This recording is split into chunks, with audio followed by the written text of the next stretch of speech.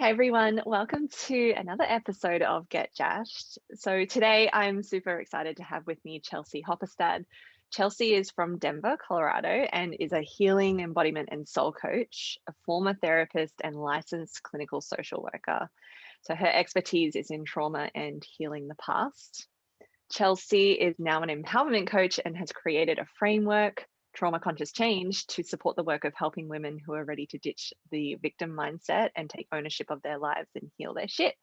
So I'm all about her work. I love her work and I love that philosophy and approach. And I'm really grateful to have you here today, Chelsie, to talk Thank things you. trauma, because as we've spoken, there's so much misunderstanding out there around the use of the word trauma and what that even means. And yeah, I'm just excited to dive into it Yes. all with you. Thank So you for having me. I'm really excited to be here. my pleasure.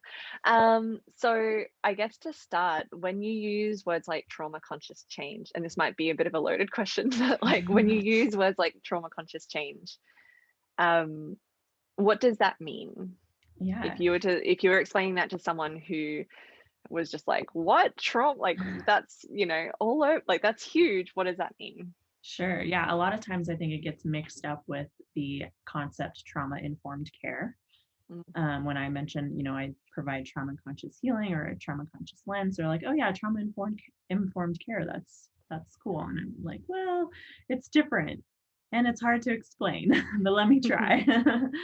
So I think it's like kind of a bigger picture. Trauma informed care I think was sort of this like entry level experience of understanding why people behave the way they do, particularly in mental health settings. Um, Understanding the fight or flight system, the stress response system. It was kind of this like, okay, we now have this information that individuals who've experienced trauma are more likely to react out of proportion to present situations and have this fight or flight stress response Mm. experience. And so trauma informed care provides these three principles of establishing safety, then reprocessing, then reintegrating into the community, which I think is really important to establish that safety before you do trauma work. But trauma conscious change kind of takes a step back. This is bigger than trauma informed care. And it's not something that I created or invented all on my own, right? I just actually think that I coined a term that Mm. captures something that we're talking about all across the internet in mental health fields and coaching and that sort of thing. It's this reality or this truth or understanding that we've all experienced adversity in our past, in our early childhood, um, young adulthood Mm. experiences that essentially create a framework for that we live our lives from. And so trauma conscious change recognizes that change is hard. It's not something that you just simply do. It's what I believe to be a paradigm shift from compliance lens and moral theory to trauma conscious change, right? So, like, we Yeah. don't just get people to comply, we don't punish ourselves in order to make us change behavior. We recognize that we do this deeper inner healing work in order to change. We can only change what we're aware of that we need to change, if that makes sense. Oh yeah. Yeah, we have to recognize it and acknowledge it first to then change it. Otherwise it stays in the dark. Exactly. Yeah. Oh, it's so big, but I like that there is that difference and that you explain that difference, because it points out that it's not to say that you have necessarily gone through this huge trauma or like the big T trauma. It's almost saying that your experiences, especially in the formative years of your life, like the younger years of your life, have informed how you automatically might make decisions, or how you automatically react or respond to something, or like that automatic system then that you carry with you, like that we carry with us into adulthood. And if we're not aware of that, then it's almost like saying like our gut instinct might be based on the story from that 0 to 7 year old gap of whatever happened that told us this is how things work. Exactly. Yeah, I love that you said that, because a lot of times I'll say, I'll see out there these posts in social media that say, trust your gut. Your gut Mm. always, leads you in the right direction. And I'm like, no, Yeah. don't don't always trust Yeah. your gut, right? Yeah, Because our right. gut is actually a part of our stress response system and is Mhm. alerting us to a potential threat. So sometimes your gut feeling may be an intuitive nudge, and sometimes your gut feeling may be an old part showing up saying, this Mm. is a bad And situation when really it's not. and I'm just picturing like millions of heads spinning, like especially in the wellness and spiritual world, like hearing that it's like it is an informed decision and balance of that decision when it comes to trusting your gut, right? Like it's not going, well, Hmm. my gut says this because that was my automatic response. It's almost, is it almost like getting curious about it? Like going, okay, my gut said this, cool. Where is that coming from? Like asking questions to then sort of, and then you might land on, okay, cool, I'll go with that. Or, oh, maybe it's something else. Yeah, I think it's kind of a three-pronged like assessment, right? Because Mm, the gut response, the stress response system, when activated in an actual threatening situation, you hmm. want to listen to that. And Yeah. that's when there's like an obvious threat. You're in a dark alleyway in the middle of the night and there's Yeah. someone walking Yeah. behind you. Yes, that's an actual threat. Listen to your gut, Yeah. go somewhere safe. If you're in a relationship and you're getting this gut feeling that this person might not be the right fit because they're not texting you back within 30 minutes of your most recent text, Mm, I would really encourage a person to get curious in that sort of situation, because especially in our relationships, that's when those early experiences and formative years do really play themselves out. oh And my that's what, God. a lot of people Yeah. are being given advice that Yeah. if it doesn't feel right, then leave, right? Mm, yeah. Or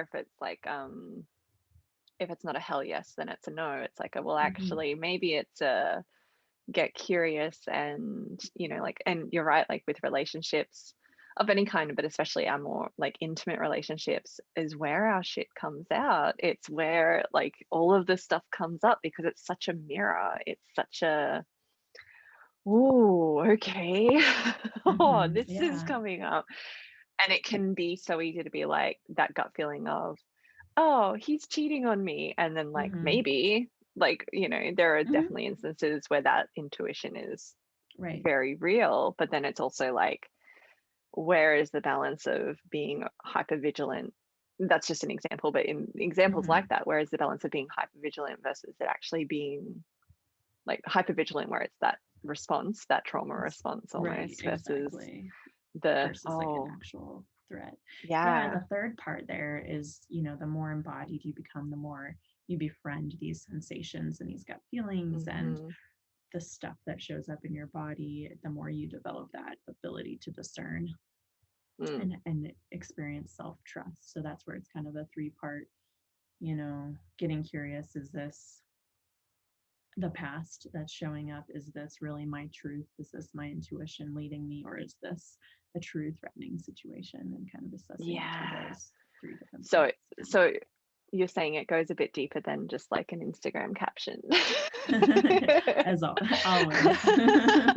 Yes. Damn. Yeah. Right. But I think that that is like, I'm really glad that you brought that up also because it is important to be aware of. And I'm like, I catch myself as well. So it's not that I'm exempt from this either, but like it is important to be aware of in the like world of social media, and people just are wanting to help, and there is so much helpful information, but there's also so much room for misunderstanding or not sort of, like you said, like not sharing all three prongs of what it is and just going, well, this is it, and having blanket statements about how we work and how we function and how we should, like the word should function as well. So Yeah. And I mean, you could even sort of dissect that a little bit, that, there's the, what do they call it? Clickbait sort of posts mm-hmm. that are out there, and the individuals that are behind that may or may not be seeking validation in some aspect. And you can look at that through a trauma conscious lens as well. And that's the beauty of a trauma conscious lens, is that you really can take everything It's that everywhere. does and understand the world a little bit better through a compassionate lens of, you know, we're all sort of working through our own healing, and we're all in a place of reactive behaving. Oh yeah. Do you like, what about where people are just like, yeah, but like, how do we just I just hear this voice in my head, and I don't think it's mine, but it's like this like, I don't know who, but like there's just this like, but what about like when it's just so much, and do you have to question everything, and like that's a lot of work? How would you respond to that? That's a great question, because there is a balance, I do believe, even for myself, someone who studies trauma and has created this framework. And this is my job, both in my, you know, I own a group private practice where I support clinicians and train them in this lens. And then I'm, you know, developing this, I offer services through my coaching business through this lens. And then I'm also writing a book. Yeah. So it's like always there. It's all encompassing. Yeah. But I think part of the trauma conscious change lens, okay, so the framework for your audience, just so they can kind of get a picture of it, is a triangle or like a pyramid chart. And at the bottom is body, on top of that is mind, on top of that is self, above that is relationship, and then above that is soul. Soul is the final one. So if you think of like Maslow's hierarchy of needs, it's almost similar in a sense, like stability, relational, self-actualization. There's sort of this similar overlap there. But the idea with the trauma conscious change framework is that healing begins in the body. That because of those early formative years, laying the mental maps and schemas of how and what to expect from the world and what to expect in our relationships, we understand that any information that comes in our present day experience is essentially run through these lower regions of our brain, these memory networks, and then we make unconscious decisions on how to behave from there. Yeah. And so for those who are asking that question, like, am I going to have to be like paying attention and assessing everything? I would say, you know, if you're having these reactive behaviors in your relationships and you're seeing dissatisfaction and distress and discomfort in areas of your life, then look to what's stuck in the body and start to heal that. And as you start to heal that, what happens is your mindset actually, like subsequently, organically begins to shift and change.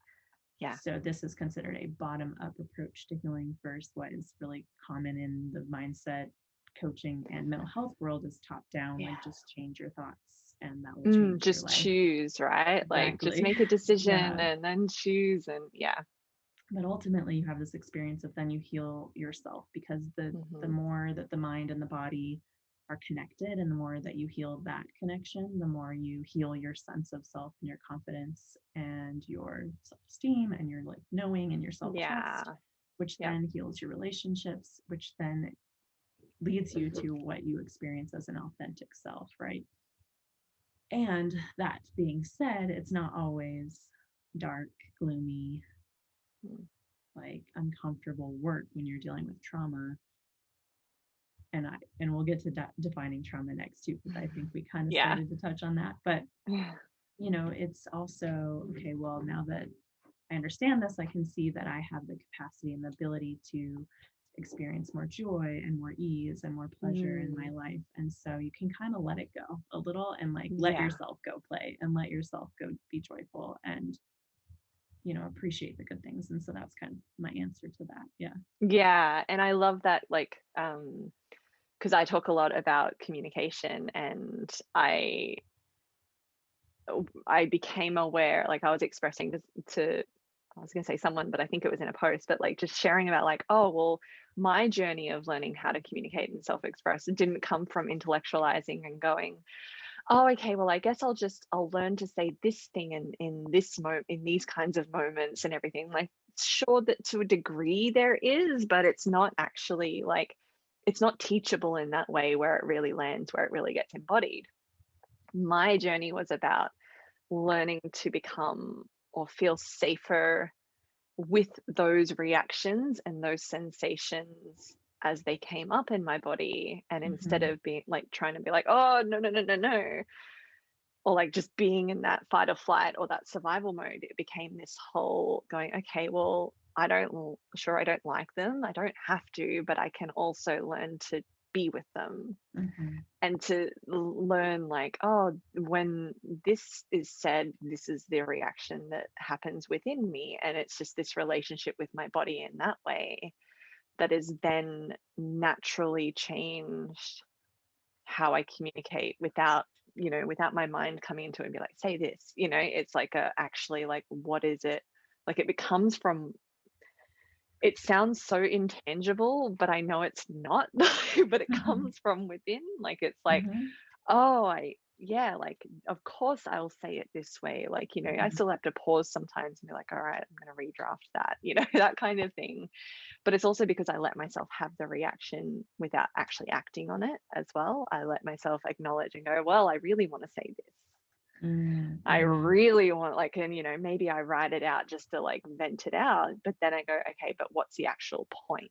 And that's not an intellectual process at all. That's an embodied process, and that only came from doing the work, or at least starting the work, because I don't think the work ever really finishes. But you're right, like it's not all gloomy either. Like there's a lot of like, I feel really empowered, or I feel Mm-hmm. really like strong and capable, and ooh, yeah, like doing that kind of awareness work Mm-hmm. of Yeah, what's that's showing up in my that, body in a way that feels safe to address in each moment as well. um, that is then just like flowed through the rest. And it sounds like that was that hierarchy of like the pyramid that makes total sense when you're doing it. right, right. Yeah. Yeah, and like exactly what you kind of just like hit on at the end is, which Mm. I think is the key to healing, is awareness. So first, we have to even just become aware of what's going on in our body, and becoming Mm-hmm. aware is, um, a practice in and of itself. Becoming embodied is Mm. becoming aware of, interoception, becoming aware of the Yeah. sensations that are in your body. And so, for listeners who are like, well, how do you even experience that ability to hold space for yourself and hold those uncomfortable emotions when you're having those difficult conversations, or just trying to do the inner work? And I always suggest, like, practice mindfulness, Mm.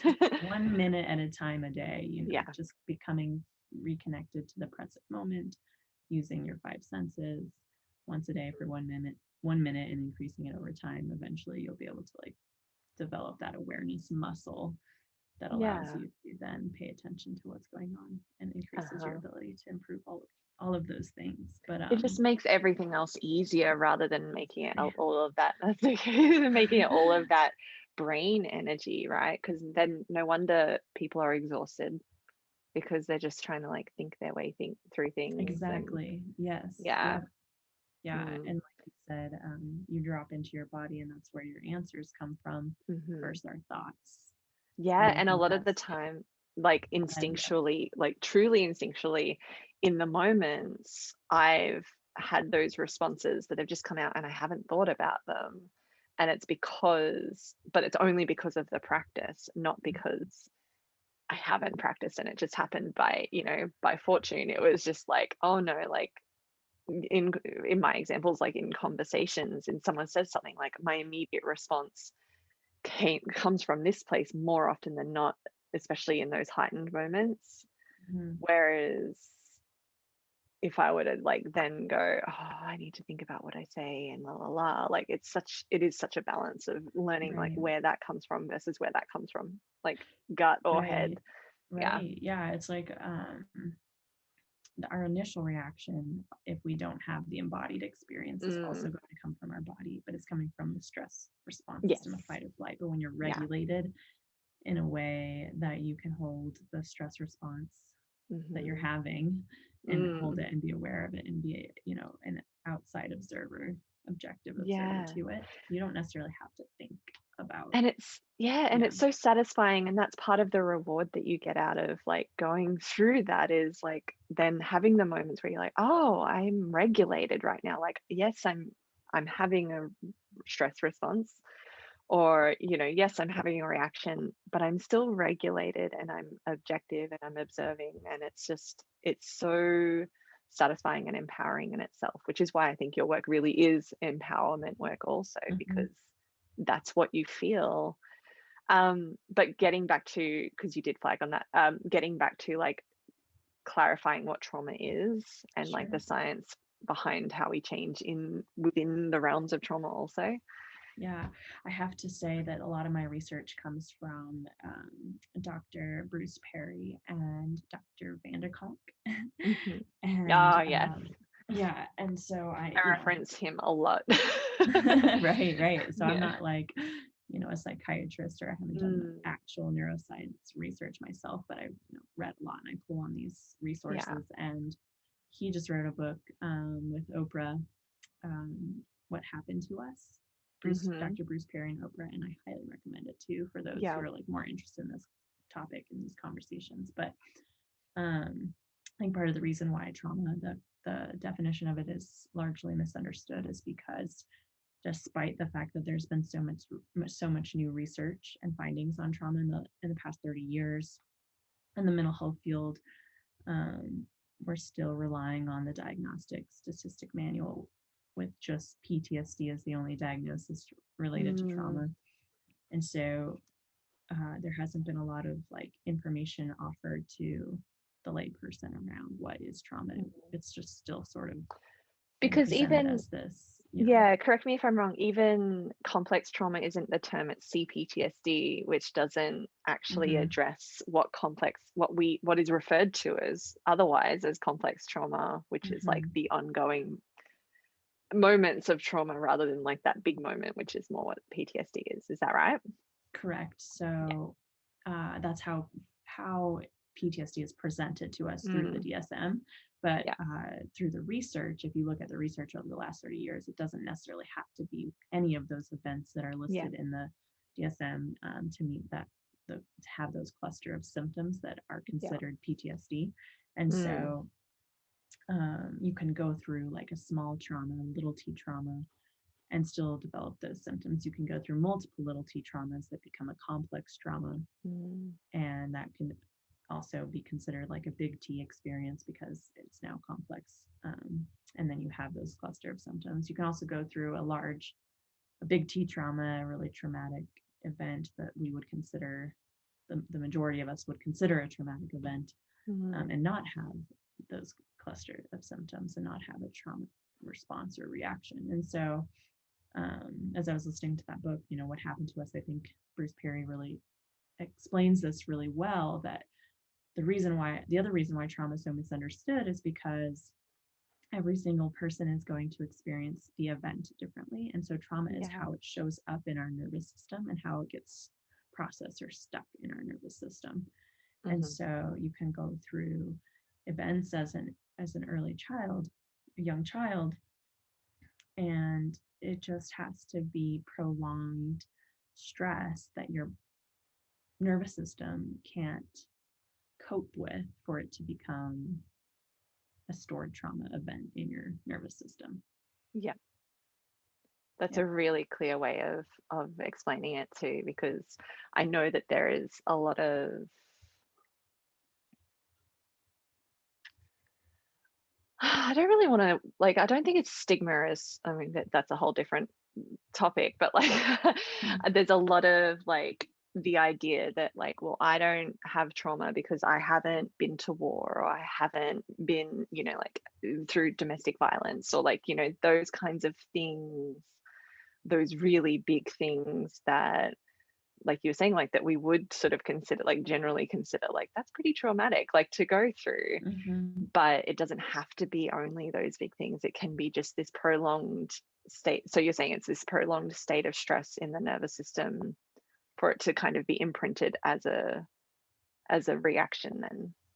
Yes, exactly. So like it gets imprinted as like an unprocessed memory where there's energy stuck there in the nervous system, because the fight or flight response system, the idea there is that there's like a sequence of behavior that goes on when you're in a stressful or an adverse experience. And the idea there is that you're either able to protect yourself by fighting, running away, freezing, right? And then if you're unable to protect yourself, then you don't finish the sequence of that event, of those, you know, behaviors within our nervous system. And so the sequence gets sort of captured in and gets stuck there. And it doesn't necessarily, like you said, have to be, you know, going to war or, you know, physical or emotional or sexual abuse or those sorts of things that we normally categorize as what is trauma. For example, like something that I experienced as a trauma that was prolonged stress for me was the sibling, you know, essentially rivalry for attention from a caregiver and sort of feeling like second best. And you could consider that like a little t trauma, but it informed my sense of self throughout my whole childhood, which impacted lots of different areas of my life. And so when I went back to understand my current day behaviors that I was trying to change, like getting up in the morning and being on time to certain things, like being organized and being driven and being, you know, more like achievement oriented. And I sort of went back to where these behaviors stemmed from. That's sort of the trauma that they were connected to. And I like to share those, what would be considered like smaller t traumas and like less than traumas in terms of the stigma, right? Because a lot of the examples that are provided are the big T trauma. And so making it more relatable, like this is what my experience was, right? And that's like I feel like I've been in that like exploration as well, like because I've been doing that bit of work with you, but also but in sharing my work around communication in particular, because that's really my element, is the recognition, like things that I already knew, but when you're sharing it for it to be understood by other people, you kind of like realize it all over again of going, you know, like you might have challenges with expressing yourself if you had a moment, like even just a single moment where you did as a child and you were shut down and told that your feelings in that moment weren't as important as like they were making other people feel uncomfortable, so you needed to shut them down. Like, you know, they weren't as important as other people's comfort or all of those things. Like it's all of those little moments that tell us those stories when we are, especially in, again, like growing up at any age almost, but like growing up and having those experiences and going, oh, well, I guess that, you know, I shouldn't express myself if it makes other people feel uncomfortable. Like, and how easy is that? Like, that's such an easy story to have land. Right. It's just, right. And so many people have probably experienced that to some degree in their, you know, younger years, because we were raised in a culture by parents who were taught that, you know, kids need to be silent. Well, like for our generation, it was it was very much like, it was like respect your elders even if you're feeling things. Exactly. And so that's also just a great example of how so many people went through maybe the same sort of situation or event, but their nervous system is going to process that overwhelming stress differently, because it is stressful to say, I have these emotions inside and I need to learn what to do with them. I need to be validated. I need someone to guide me, but then now I just have to hold them inside and do nothing. So it makes me feel really powerless and unseen. And for some people, that's what gets, you know, trapped in there. And then, like you said, it shows up later in their communication style and their relationships. And then they just try to change, you know, from the top down. I'm just going to use these words instead. I'm just going to decide. And decide. In that vein, I have a question for you. Okay. So with that concept of like, oh, just make a decision or just choose, that is often when it comes to living with someone who's experienced trauma or is going through like trauma responses. So again, arguably almost anyone could be doing this, but if there is someone in the household, for example, that you're living with and that you're going through that with, it can be the answer that you want to hear of like, well, it's just as easy as making a decision, like just, like, so what would you say to that for the support people around? This is going to be an unpopular answer. Great, I love it. Because I think that the trauma conscious change framework also teaches us that our relationships are a mirror no matter what relationship we're looking at, right? And so while we may feel like we're just a bystander support system, watching this play out on our movie screen, that someone is having trauma responses or is experiencing crisis on the regular, that sort of thing. I think that I would encourage that person, if their ears are open and ready to sort of hear this suggestion, is, why is this playing on your movie screen? What is this reflecting back to you? And I think this is where the same question you asked earlier, like, do we always have to be looking in and asking ourselves, right? Like, when do we get a break from that? And because I do this work pretty consistently, I find myself asking that question as well. Like, it gets really frustrating, but that's the paradigm shift. That's part of the discomfort that comes with a new way of being and seeing the world, right? And so it's twofold. You kind of look at yourself and see, how am I making this about me? What here is being revealed to me that needs to be healed? Because when we do that, then we actually show up a little bit differently. When we shift, they shift.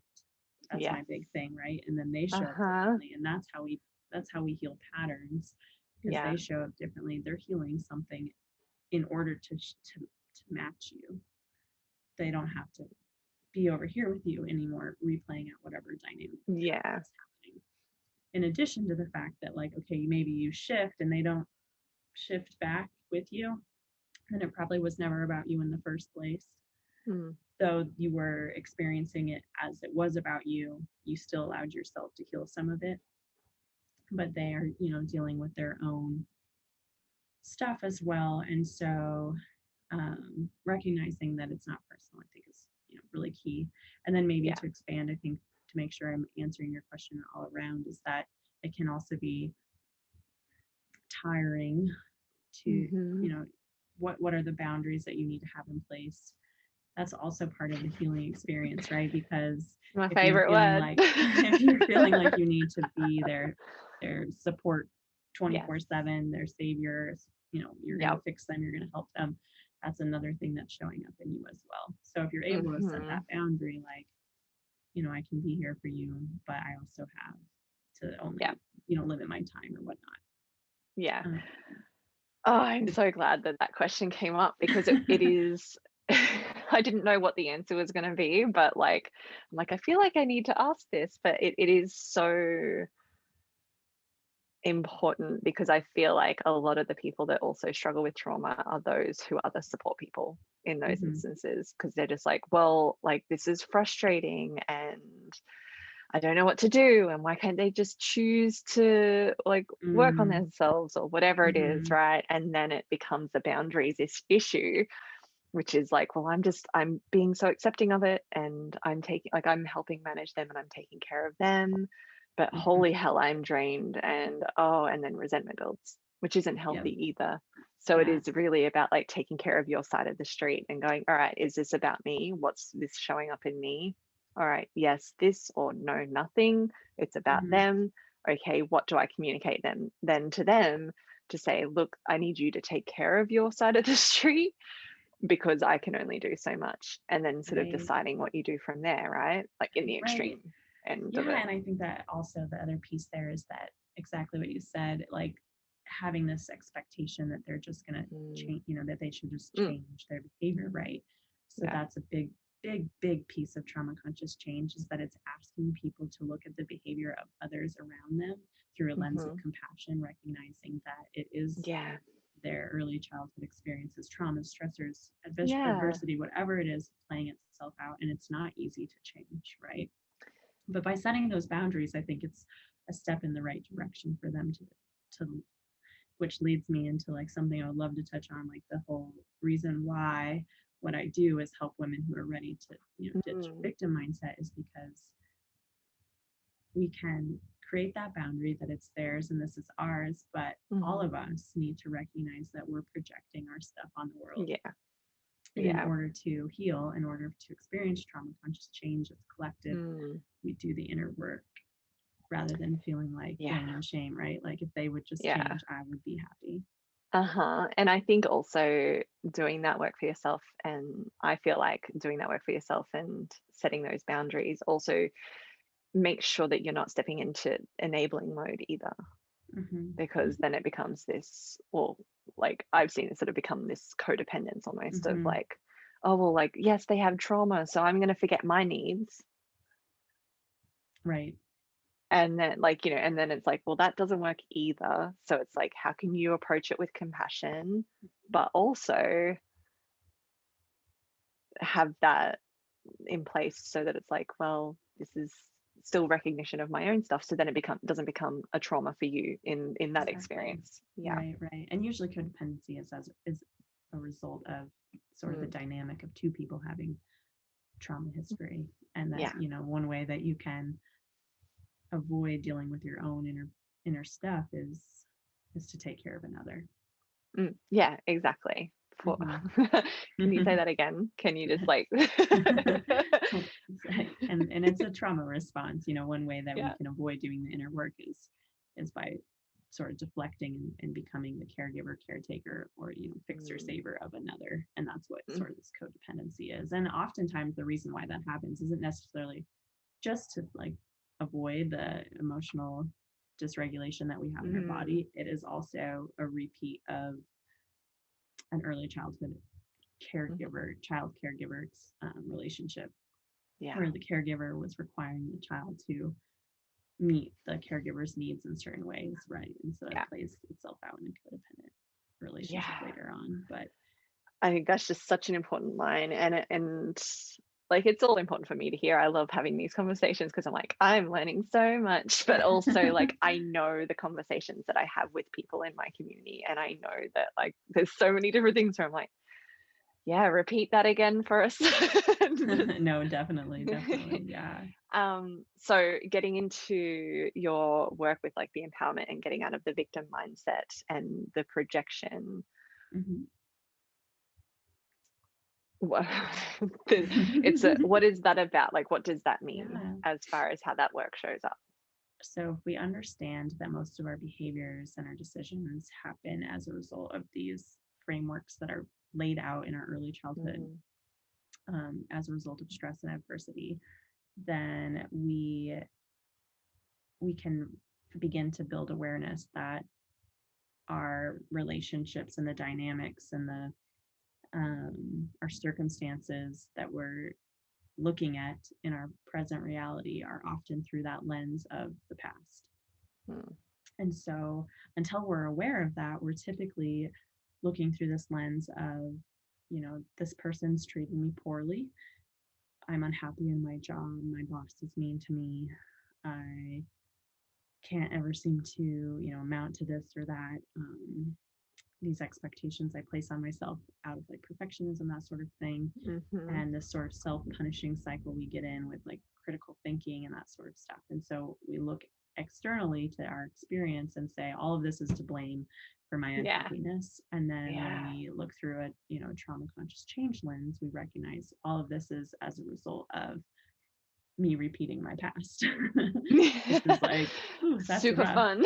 That's a rough one. That's a hard one to swallow. It is rough sometimes because you're like, holy hell, there's so much, and like there's a lot to process even in that recognition, right? And I think that one other thing I've been noticing in the spiritual community and coaching community particularly is that while this is actually truth and we all understand that like I need to take ownership of our own inner healing, it does at times feel like spiritual bypassing. I was thinking about this earlier today, but if we then dismiss that this is the actual work because we don't want to bypass someone's present reality, which they're feeling like they're a victim to their circumstances, we're Mm-hmm. actually doing them a disservice and discredit, because there's an inner part, there's a past child or, past memory or experience that needs to be healed, that we're not going to take the time to look at, because we're going to stay stuck in the present, validating their present experience. And so in no way does this say, you're it's your fault for your present day experiences. It's more about looking at it objectively, like we see a pattern here. Let's try to get curious and understand where this pattern is coming from. It's not their fault, it's not your fault. It's not okay that your life may look a certain way that's not what you want, and the way that you change it is not by asking them to change, expecting behavior from another to change, but doing the work to heal the pattern that is within you.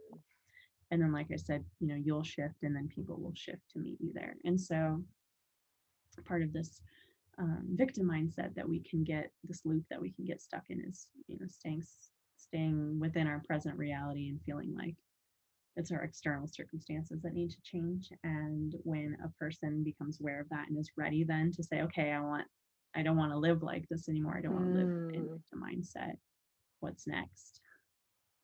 Call me. No. Yeah, exactly. So slightly curly question for you. So Sure. that's more in the instance of, personal sort of issues and relationships or like dynamics, that kind of thing. How does that awareness work show up in more systemic issues when there's marginalization, like at a grander scale, right? Like that we're seeing a lot of in the world at the moment. Ooh, that's a big question. Sorry. No, it's good. It's something that I'm going to be addressing in my book. And so the reality that we, when we, I say that a lot, the reality, but I'm trying to move away from that word, because our reality. What is reality? Yeah.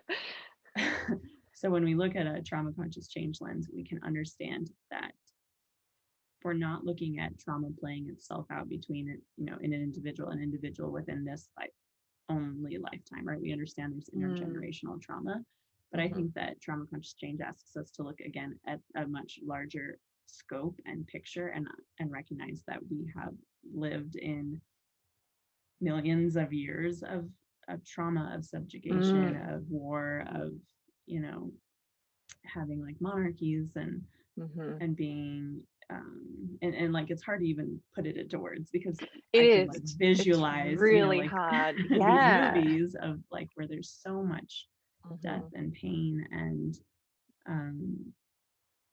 people's voices not being heard, people being considered second best or second class. So the marginalization that we are experiencing present is something that has repeated itself in history time and time again.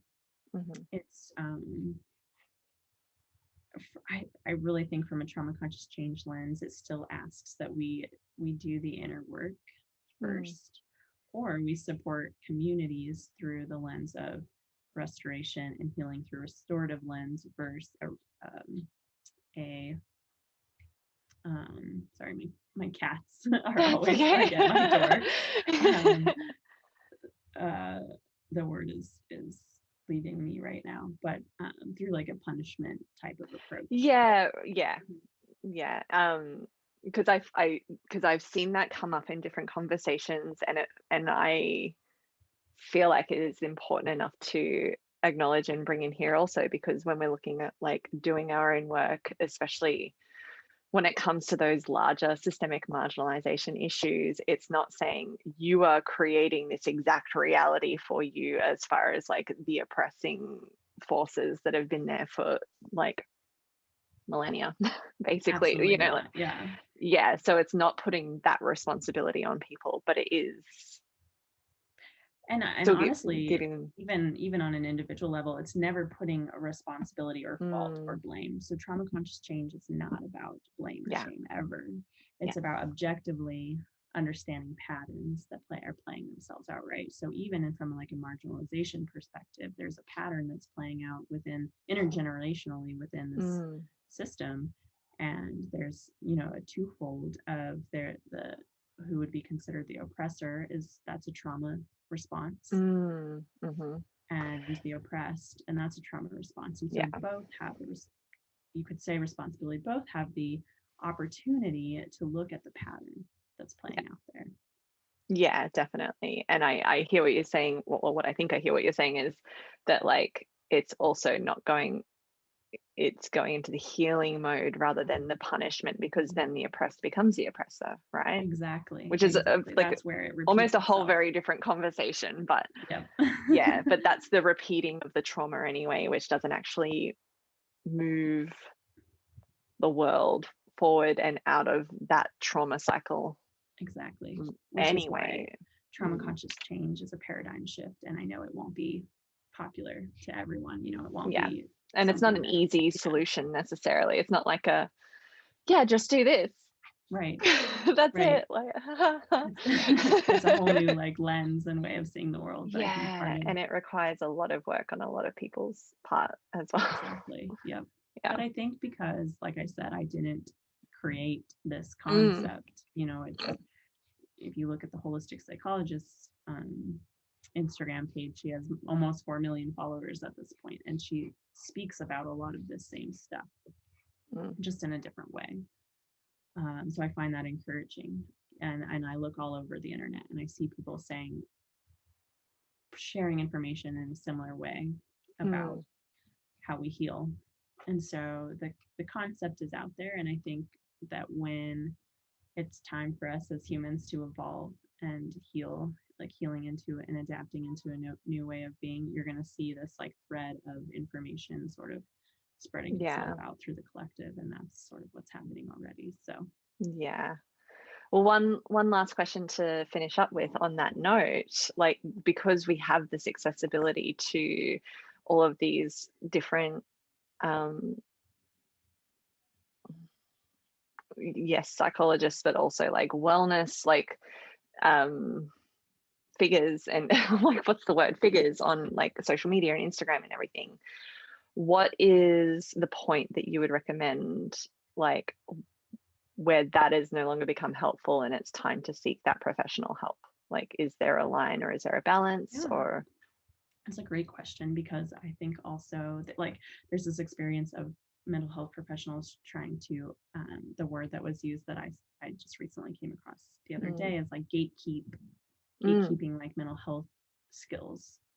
Yeah. Whereas like, you know, in social media, it's very accessible now to learn certain emotional regulation skills. Whereas some of the information out there is almost damaging because it's going the opposite way. It's like simple, like we were saying, it's simplifying, going just trust your gut. And it's like, oh, exactly, yeah. But I think where you can sort of do your own self-assessment in terms of like, okay, this has been supportive in some ways, some of this information, versus like, is it time for me to get support by a mental health professional or someone else, is we all have a window of tolerance. And that window of tolerance is our ability to like regulate our nervous system when we're activated. So kind of what you were explaining, when you are in conversation with someone and it's uncomfortable and you're able to see and hold and support the emotions that are coming up, means that you have the ability to tolerate a lot of discomfort. So you have a high window. Well, it changes, but yeah. yeah. And so for those who like would go from like 0 to 60 and not be able to hold any of that discomfort, you know, that's a pretty low window of tolerance. If you brought up, you know, a past experience and sent them sort of back into reliving that experience, re-traumatizing themselves, that would be a low window of tolerance. So if you find yourself constantly like activated or in crisis or having a challenging time regulating or feeling calm, or like you're able to find any sort of peace, definitely seek support.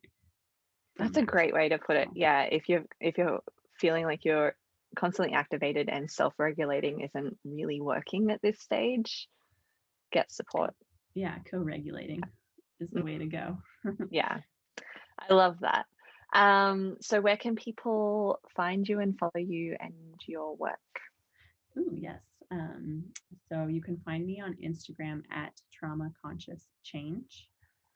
No dots or dashes or anything. Yeah, I'll include it all in the captions as well, but yeah. Awesome. And then on Facebook, you can find my page at Chelsie Danette Coaching. I also have a free Facebook group called Healing Evolution. And that's pretty much it right now. that's where you can find me. Yeah. Awesome. Thank you so much. Oh, I feel Yeah. like I learned so much, like lots of extra layers of what I already understood, and like just going into like different depths and different little aha moments and everything. So I Good. know that there's going to be a lot of that for people listening too. So Oh, I I hope so. really, really appreciate your time. I'm so grateful for you sharing all of that wisdom and insight and information, especially at the moment. At the moment, like generally speaking, like the last year or more even and ongoing, I feel like it's a really, really important topic to just create new understandings around rather than just sort of assuming as well what it all means. So Thank you. And I really, really appreciate you taking the time to have me on your podcast and having this conversation. I love talking about this. So thank you. yeah, you're welcome.